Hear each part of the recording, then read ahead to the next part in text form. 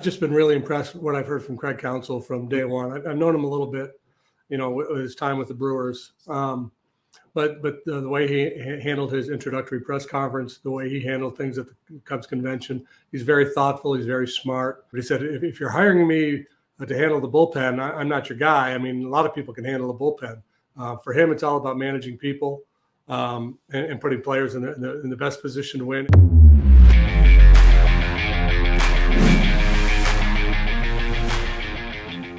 Setup Nation, this is a extremely exciting episode for me. We have Jim Deshaies, the color commentator for the Chicago Cubs. JD, thanks so much for being on, man. You're going into year number 12. Does it feel like it's been that long? Yeah, well, first off, Kyle, good to be with you. Thanks for having me on. It's gone really fast. It's amazing that I've been here as long as I have. I've worked in the booth in Houston for 16 years, and I'm heading towards that here with the Cubs. It's been an absolute joy, but it has gone really fast. Awesome. Well, hey, I want to start with a real quick fun fact. I don't know if people know this, but you were the 1,000th player to put on a New York Yankees uniform. That's pretty cool. I kind of picture like someone walking in and being the 10,000th shopper like at Costco and getting that big check. Did they give you any sort of big check or anything?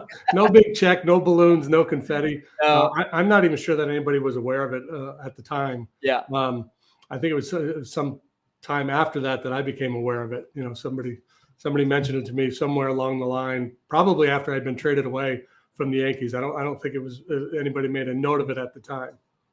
Cool. Well, hey, I want to get into the Cubs offseason here. Before we kind of start diving into the offseason, and, a lot of fans are like, why is everything going so slow? I do want to rewind just for a week here. Cubs Con, big turnout, a lot of fun. But what were some of the key takeaways that you had in listening to Craig Counsell, Jed Hoyer, Carter Hawkins? What were some things that you heard that you want to maybe talk about?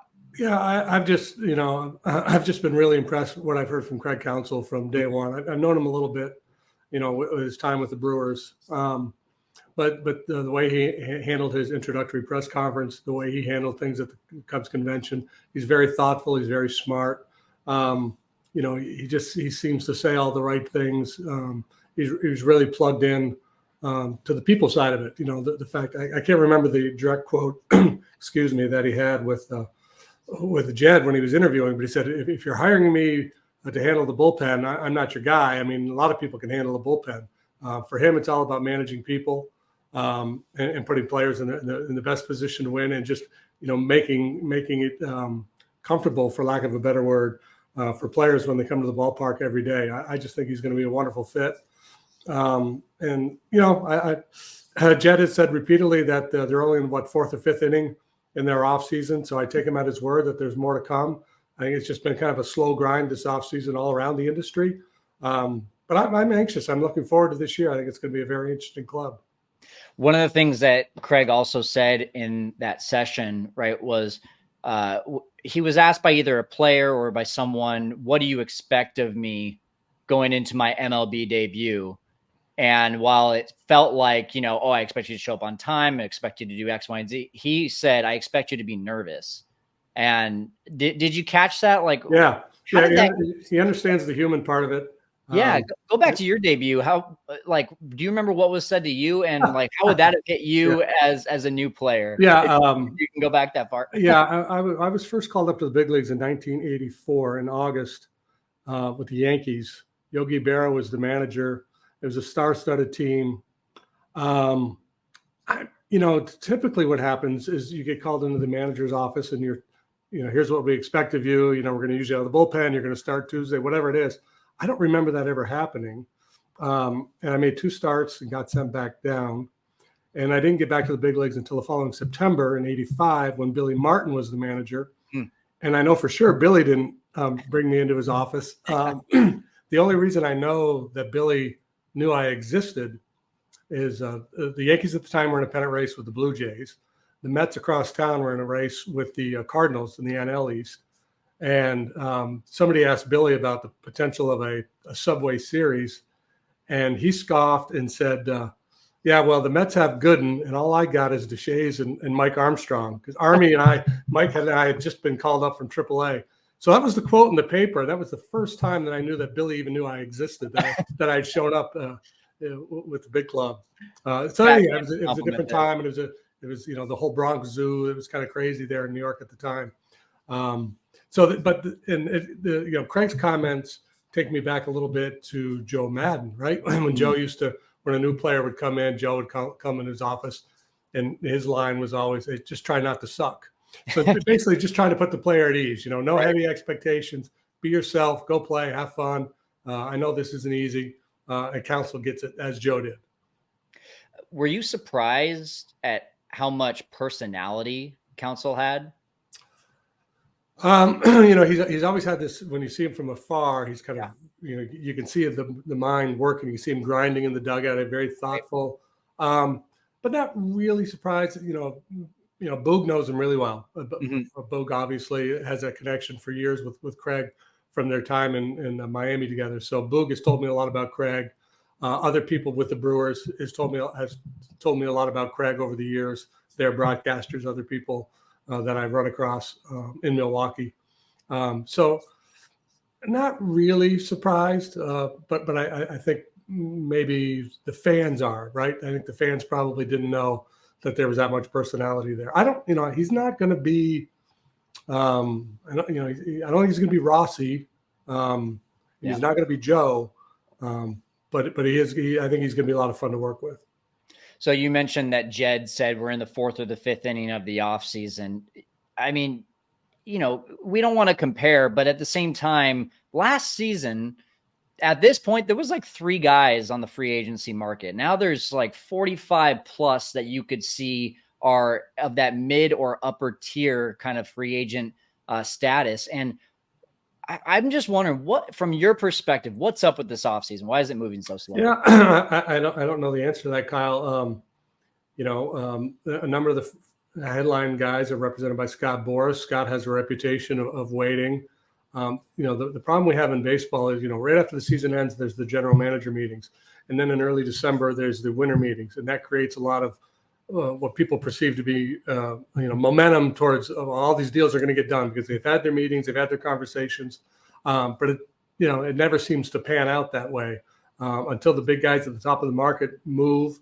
Everybody else is kind of keeping their powder dry and waiting to see. And there's no, without an artificial deadline that says if players aren't signed by this date, then they can't be signed. I don't think it's gonna change a whole lot, and it'll vary from one off season to the next for whatever reason. I don't know, but I think this is going to become more the norm. Unless a player is really anxious and tells his agent, "Look, I want to be signed by Christmas Day, or my family, we need to know where we're going by New Year's." I think agents are of a mind to say, as long as we have multiple people out there that are interested in our guy, I'm not doing my due diligence if I don't wait and hold out for the best possible offer. So it's that they have to walk that fine line of, we're holding out for the best possible offer, but all of a sudden, if, this team that we thought we might have a deal with moves in a different direction, now we've lost a potential partner. That creates some issues potentially for the player. But yeah, I don't see it changing unless there's a rules change that imposes some kind of a deadline. Would you like to see that? I think it would be good for the game. I think if at the winter meetings or shortly thereafter there was a flurry of activity, I think it would be it'd be a lot of fun for the fans. It would be interesting for me. But in terms of the overall product of baseball, it doesn't matter a whole lot. Sooner or later, these guys are going to find a team, and it's going to be a headline when they do, and somebody's club is going to be greatly impacted.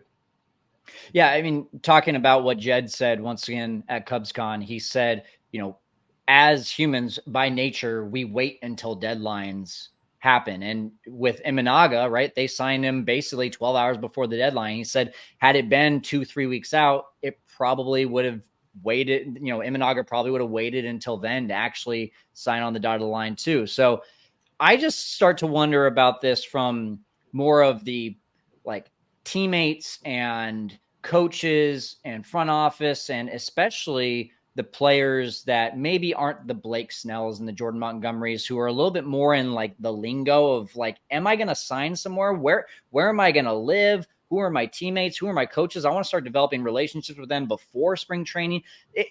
Am I overthinking? I've never been a player right in the MLB. So am I overthinking that? Is that a thing? I think that if there are players who are worried about getting a major league job, that certainly is a concern. And you know, if I'm a bubble guy and the best I'm going to do is a minor league contract with an invite to camp, I'm telling my agent I want something locked in as soon as possible. But yeah, I think there's guys that sign February 10th. They're still going to have a full spring training, 6 weeks in Arizona or Florida to get to know their teammates and to get assimilated into a new club. So I don't think it's a real issue. And we've even seen guys signing during spring training, and it works out fine. Awesome. As a Cubs fan looking at this offseason, is there any reason to be worried right now? No, I wouldn't say worried necessarily. I think the expectation is that more is coming, that the Cubs are going to do more. If they don't, that's going to be a little bit of a disappointment. Bellinger obviously is still the guy that everybody's seems to be focused on. When he left at the end of the season, I thought I was worried he was going to go to the Yankees. When they acquired Soto, they kind of took New York out of the picture, and I thought, well, there's a far greater chance that he's going to come back to the Cubs now. That's just me, ruminating on it. So I still think, I think the Cubs are the odds-on favorite to get him. I don't have any inside information that tells me that. I just, he liked it here. He's a great fit here. The numbers obviously have to be right for the player and for the club. But that obviously would, for me, if you get Bellinger, Imanaga, some of the other things they've done, that would be, and they need a little help in the bullpen too, but that would be a good offseason. Let's pretend for a second that does happen. It has been very interesting, as you mentioned, to watch the development of the offseason. And it seemed like when the last game of the season, Cubs wrap things up, I was under the same impression. I didn't think Bellinger was coming back, but now as things have progressed with the Giants, the Mariners, the Blue Jays, the Yankees, it seems like the odds-on favorite. So let's just assume for a second that the Cubs do get Bellinger, right? You mentioned Imanaga, you mentioned Michael Busch, and maybe a couple bullpen guys. Some people out there are saying, well, that's basically the same team we had last year. They replaced Stroman, they brought Bellinger back, and now we have another question mark at first base. So this team is destined to be an 83-win team again. I want to know what you think about that. Do you think this team, based on new management, based on an understanding of the identity, goes into this season maybe a little bit of 88 to 90 wins from your perspective, or do you think they're still at that 83-win mark? I would say 83 to 88 win team, but based on that roster that you're talking about projecting,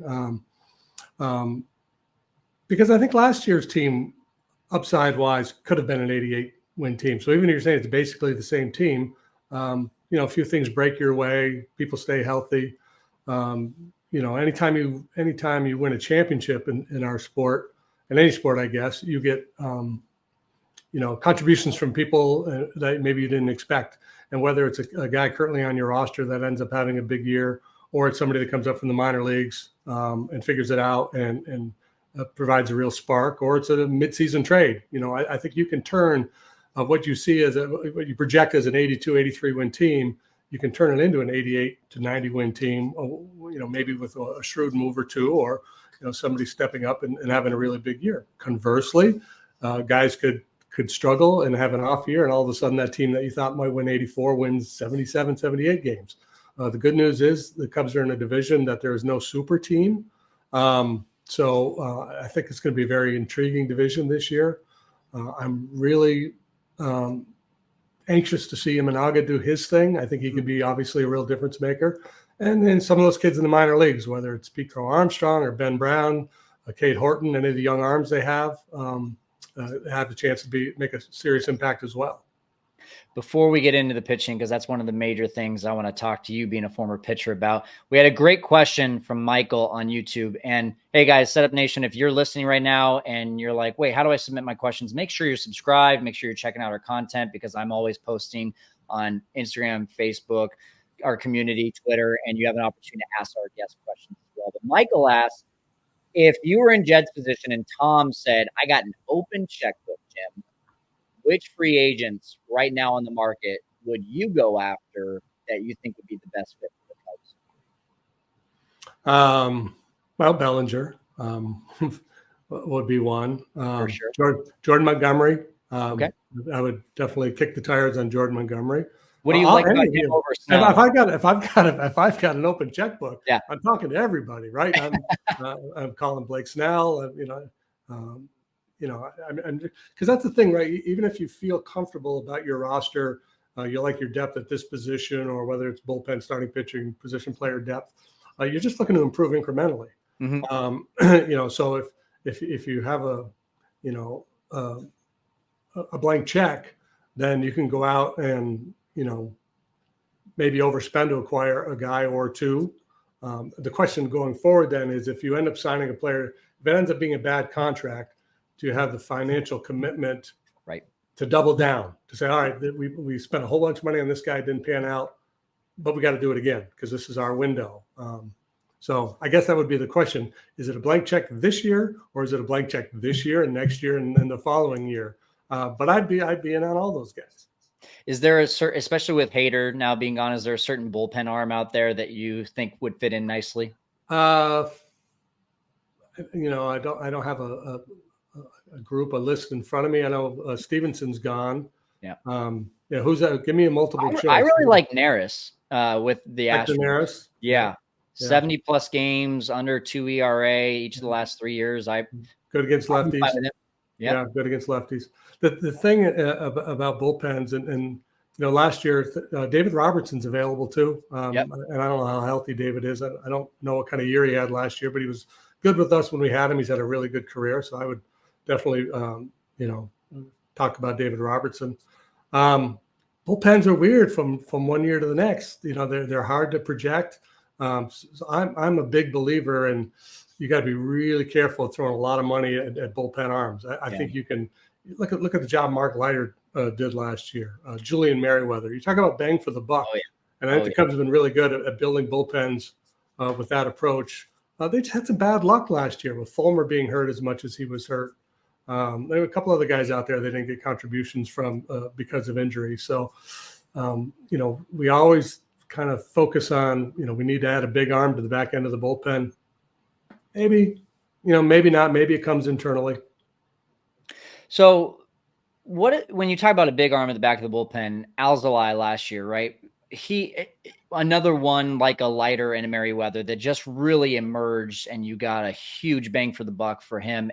20 saves in a row. Do you think that small sample size translates into 2024 and beyond, or do you see him being more of a 7th, 8th inning guy in the future? Yeah, I know. I just I don't know if I'm a contrarian on this one, and I don't know where Craig Counsell stands. Obviously, he was blessed over there in Milwaukee to have a group of relievers, Hader and Williams and others that he could rely on. I just want guys that can pitch high leverage situations, whether it's the 7th, the 8th, or the 9th. I want to have multiple options in those situations. Now, if you end up settling on Alzolay being your 9th inning guy, I'm fine with that. But I want plan B and plan C in case he struggles or gets hurt. I just think you need multiple guys that can pitch leverage situations. But I believe in Alzolay. I mean, he's had a little bit of an issue against left-handed hitters in the past, but stuff-wise, makeup-wise, and mentality, everything about him leads me to believe, whether it's the 7th, 8th, or 9th, that he's going to do a credible job for you out there. So, David Ross, for whatever reason, whether it's just his strategy or lack of defined options, really seemed the last 2 years to be kind of bullpen by committee. Like you mentioned, Craig Counsell had those guys. He had the Haders, he had the Williams. It was kind of clear who the closer was. Do you think Counsell comes in and says, I'm going to probably take more of a bullpen by committee? Or do you think, based on what you've seen of him so far, that he's more of I want to give guys defined roles so that they're clear on what their role on the team is? I think he's one of those guys that when asked about pitchers, he's always said, I just want out getters, whether they're starters, relievers, I think at times managers get their hand gets forced a little bit to appease players, because it becomes a crutch, I think, sometimes for the player to be able to say, I need to know what my role is. So if I failed, I can blame it on the manager if I wasn't used in this particular role. But that's real. If the player believes it, then the manager has to kind of work with that, right? So even if he feels like, I'd be comfortable with a bullpen by committee, if I'm going to have a mutiny on my hands, if I don't use these defined roles, I'm probably better off saying, you're going to work the 7th, you're going to work the 8th, you're going to work the 9th. Sometimes it'll change, but that will be, I don't know that he has a preference. I think he's going to be really good at asking questions. I'm sure he's had plenty of conversations with Tommy Hotovy and with Jed and Carter as they kind of map this out going forward as to, what the bullpen's going to look like. So I can't tell you what his thinking is right now, whether he's going into spring training with the idea that Albert Alzolay is going to be his closer or if he's going to use multiple options out there. So whether they end up getting a guy from the free agent market or make a trade, there are some guys that came up last year and are still yet to come up that have some exciting stuff, right? You had Palencia flash a little bit from time to time last year.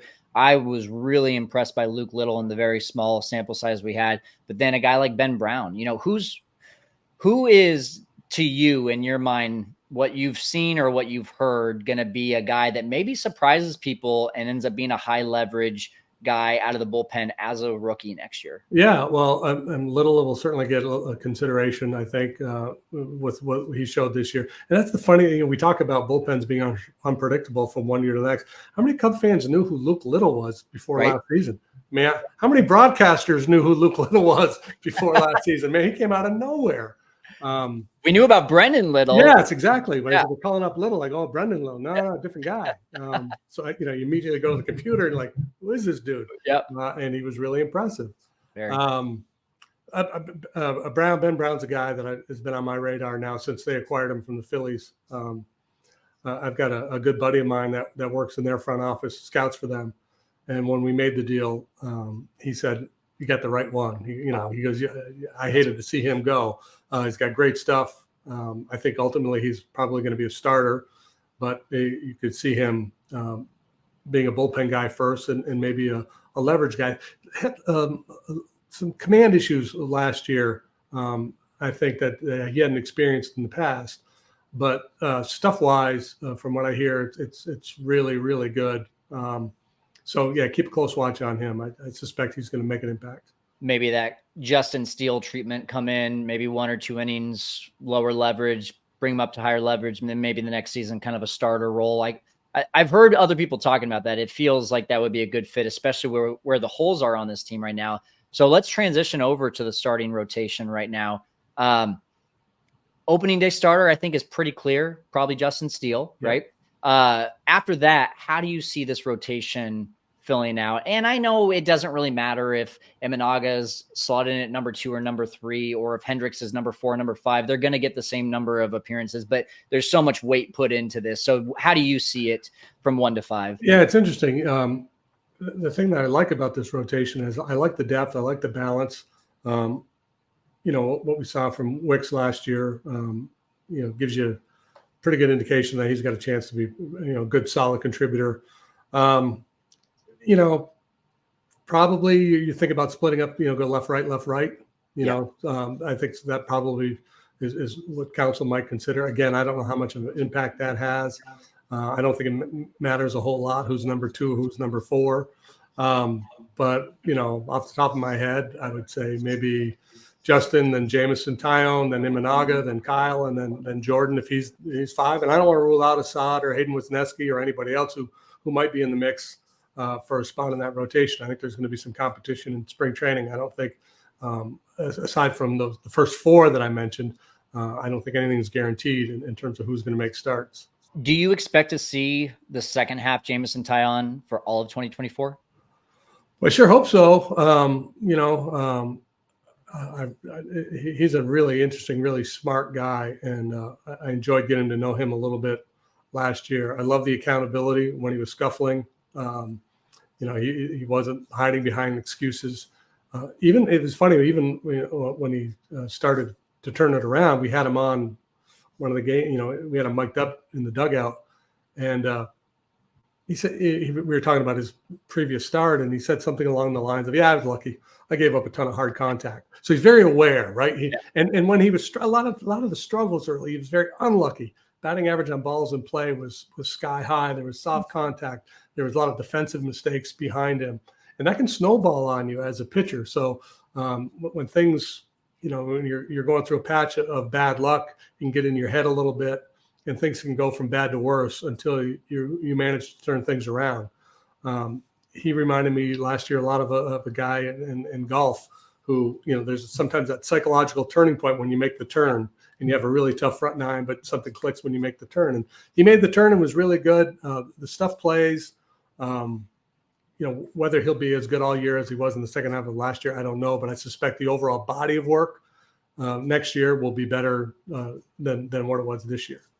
He was on the Foul Territory podcast, and he was talking about that, where it was like the data and the analytics and the spin rates, it's all great information, but sometimes you can overanalyze it. And he goes, I just went out there one day and said, I'm just going to do what feels right. Yeah. And that was the game in New York when he went 8 innings. I think it was either no runs or 1 run. And he said that was kind of the turning point for him, that something clicked because he stopped looking at the data and he just started feeling. Yeah, sometimes you just have to go out and compete. Yeah, because you can get bogged down. And I pitched in an era where we didn't have all the information that we have now, but you can get in your own head sometimes. I had a teammate, you're probably familiar with, Rex Hudler, who HUD does TV now for the Royals. And I came up through the minor leagues with him, and I was pitching in Houston. He was playing for the Cardinals, and we had lunch, and I was going through a real rough patch. And he's very excitable. And HUD was like, Jimmy D, he goes, you got to be a predator out there. He goes, right now you're the prey.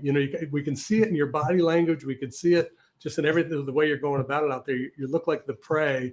You have to become the predator. You have to kind of, sometimes psych yourself up, just talk yourself, get into a different mindset where you become a little bit more aggressive and a little more athletic and just challenge hitters and try to get after them without being so thoughtful. Sometimes the brain gets in the way of the body.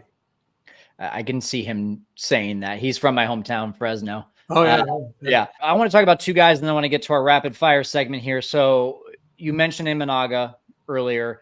They're calling him the throwing philosopher, which is really interesting. We have the professor and the throwing philosopher all in one rotation. So I'm interested to see this. But what are you most excited to see from Imanaga?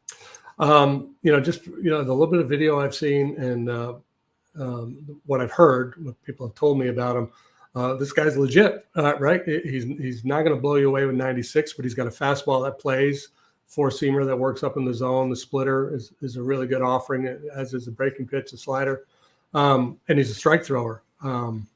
It'll be an adjustment for sure, but I think he's got a chance to be a really good major league starting pitcher from what I've heard. How about his introductory press conference when he's saying "Go Cubs, go"? Right? I mean, you get a little insight into the personality. Yeah. He's not a kid either, right? He's like 30. So, he's pitched for a few years, and he's not a kid. So, and the fact that Suzuki's here, I think that will help both of them to have a fellow Japanese player on the club. So, he might hit the ground running. He might be really good from the get-go. I was really surprised in that press conference that he said he didn't confide in Suzuki when he was going to make his decision, but he was one of the first calls that he did make after making the decision to come to the Cubs. Because just like what you said, right? You think, hey, someone from my home country, and I, can probably get adjusted a little bit easier with him. But that was interesting to me. Did that strike you at all? Yeah, no, I didn't really give it a whole lot of thought. But what I found interesting, I didn't realize he was here this offseason for a good chunk, right? His agent is here, so he was in Chicago working out, and he got to know the city a little bit. So I think that was a huge advantage for the Cubs, that he felt comfortable here. And so, going through the process of meeting with clubs, I think he had already kind of warmed up to Chicago, which is ironic to warm up to Chicago in the dead of winter. But I think he liked the idea of playing here in Chicago. I don't know, where he was in terms of who he talked to, what other Japanese players he might have had contact with, or, and maybe he just didn't want to have input. Mm-hmm. He wanted to make that decision on his own and not get skewed by somebody outside of his agent. If you're living in Chicago for a full December and still want to be there afterward, that's you're sold. You're in. Yeah.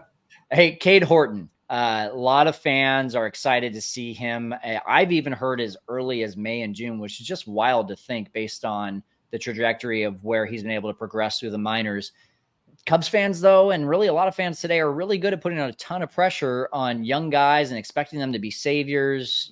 He's got great stuff, but can we really legitimately see him making a huge, not just an impact, but a huge impact on the 2024 season, like some Cubs fans are starting to think? Yeah, possible. I have not seen him pitch. Obviously, the reports are great. And that's where, as an organization, you have to know your guys better than anybody else, right? So what's the maturity level? How does the stuff play? Because you can dominate minor league hitters with stuff, but at this level, you have to know how to pitch. So what's the pitchability? Fastball command, pitch sequencing, where is he at, and all those, in all those areas of his development. If he checks all those boxes, then I'm all in. If there's a need, whether it's competing for a spot in spring training, or somebody goes down, or you need somebody to fill in during the season for a stretch of time. If he checks those boxes, I'm in. I say, why wait? But again, I don't know the organizational, how they view him right now, just in terms of whether he's ripe or not. A lot of exciting young talent for sure. JD, are you ready for our 27th out rapid fire segment? I am. How much time do I have? We're not going to put you on a time limit. We just like to have some fun here. So, I'll tell you this. When I had Boog on the show, he ended up telling about a 3-minute story of him and Torey Lovullo, which you probably have heard, and during the rapid fire segment. So if something good comes to mind, go for it. Sound good? That sounds like Boog. Yes, it does. Awesome. Okay. Hey, what has been your most memorable moment since joining the Cubs broadcast booth? World Series parade 2016, for sure. Yeah. Awesome. Yeah. Anything stand out in particular? Well, that whole thing, right? Winning the World Series, Game 7 in Cleveland. Just the way it all went down was insane. And then just, I'm kind of a cynic, and, so at the parade, I was like, yeah, this will be fun. But I was losing my mind, just waving to the fans, and there was so many people out there, right? There was so much energy, and you could just see the reaction from the fans. And flashback to the pennant clincher against the Dodgers. Yeah, I was in the stands for that game. As you know, we don't get the TV guys, right. We don't get to televise.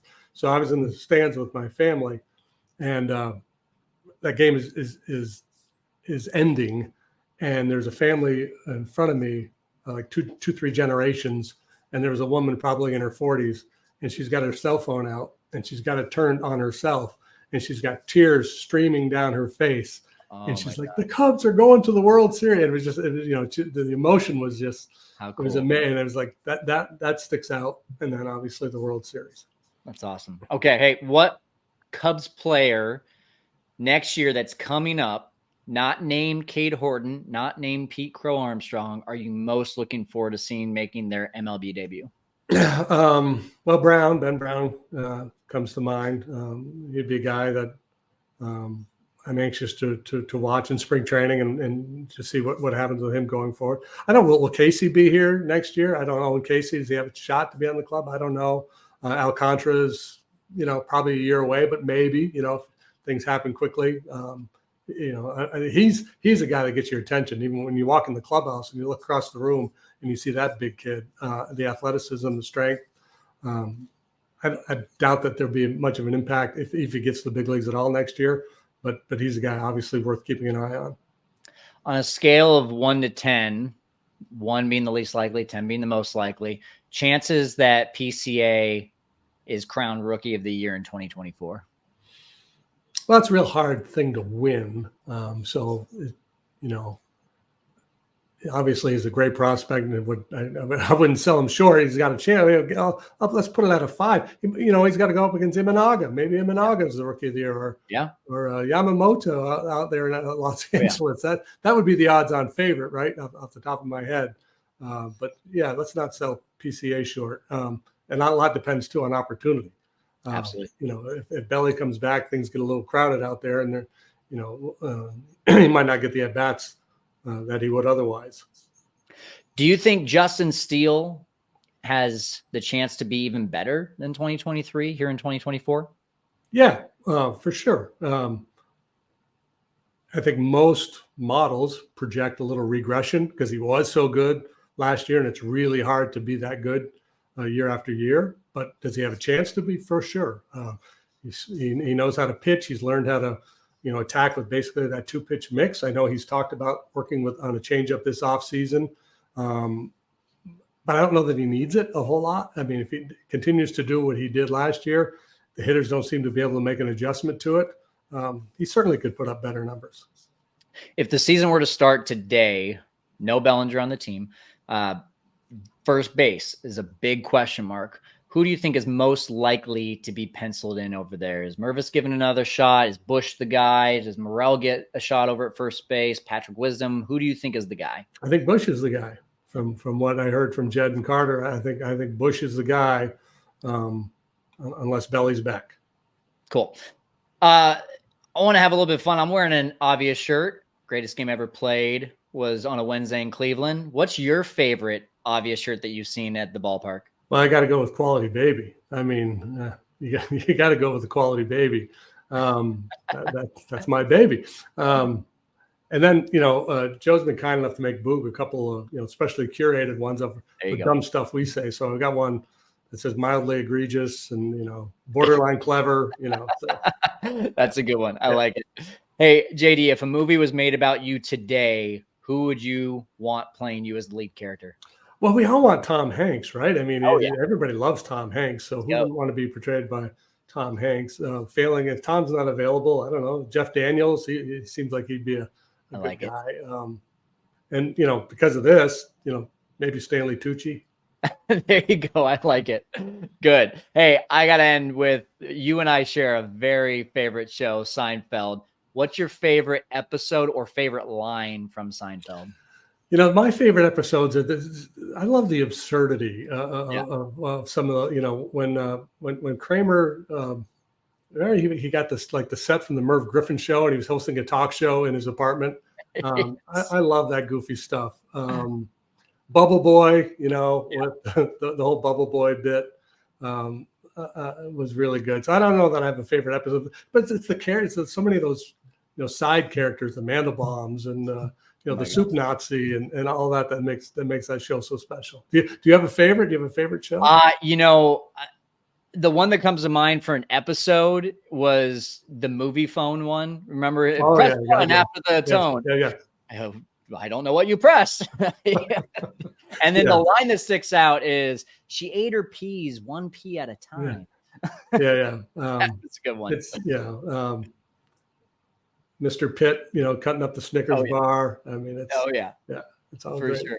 Yeah. Hey, I'll end it with the last question here.